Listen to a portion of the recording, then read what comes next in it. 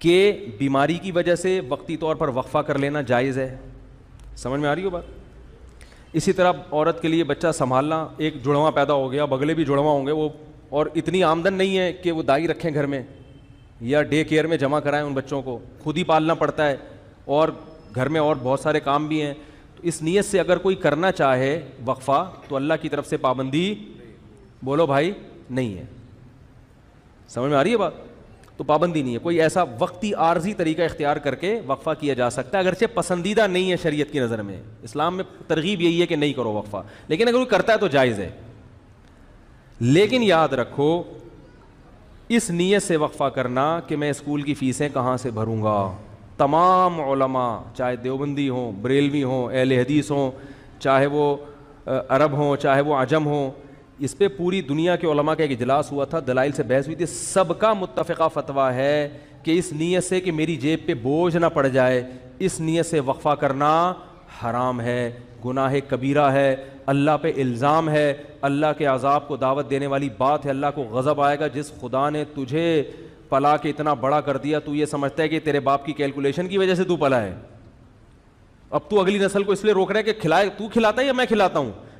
قرآن کہہ رہے ہیں نحن نرزقکم، ہم تم کو بھی رزق دیں گے، وإیاہم، اور ان کو بھی. علماء کہتے ہیں غریبوں کے لیے نازل ہوئی ہے. اللہ نے پہلے ذکر کیا کہ تم کو بھی دیں گے، کیونکہ غریب کو ڈر ہوتا ہے میری روٹی نہ چھین لے بچہ، تو اللہ فرماتا ہے تجھے بھی ملے گا اس کی برکت سے، اور اس کو تو ملے گا ہی. اور آج کل زیادہ تر حمل جو روکا جا رہا ہے وہ اسی نیت سے کہ کھلائیں گے کہاں سے، تنخواہ میں پورا نہیں ہو رہا. سب کی زبان پہ یہی ہے. اسلام میں کیا ہے؟ فیملی پلاننگ والے کہتے ہیں پہلے انتظام کرو پیسوں کا، پھر بچے پیدا کرو. اسلام کہتا ہے نا نا نا نا نا نا نا نا نا. غربت دور کرنے کا ذریعہ کیا ہے؟ نکاح اور اولاد کی کثرت، جو میں انشاءاللہ اگلے بیان میں احادیث پیش کروں گا اس پر. تو یہ دوسرا طریقہ جائز ہو گیا کہ سنبھالے نہیں جا رہے تو ٹھیک ہے، وقتی طور پہ روکا جا سکتا ہے. اور اس نیت سے حمل روکنا کہ لوگ کیا کہیں گے اتنے بچے، اس نیت سے بھی حمل روکنا کیا ہے؟ حرام ہے. اسی طرح علماء کا اجماع ہے کہ اس نیت سے حمل روکنا کہ بیٹی نہ پیدا ہو جائے. مثلا کسی کی 6 بیٹیاں ہو گئیں، اب وہ کہہ رہا ہے یار اگر ایک اور بیٹی ہو گئی میں تو جیتے جی مر جاؤں گا، اس لیے حمل روک رہا ہے. اس نیت سے بھی حمل روکنا کیا ہے؟ حرام ہے. کیونکہ آپ بیٹی کو کیا سمجھ رہے ہو؟ منحوس. اسلام میں یہ منحوس نہیں ہے.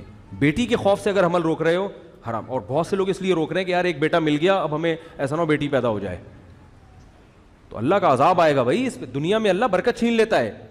اور ایک آخری بات یہ کہ کسی بھی وجہ سے حمل روکا جا رہا ہو، آپریشن کر کے عورت کی بچہ دانی نکال دینا یا مرد کے لیے نس بندی کر لینا، تمام علماء کے نزدیک حرام ہے. یہ آخری مسئلہ بیان کر کے بیان ختم کرتا ہوں میں.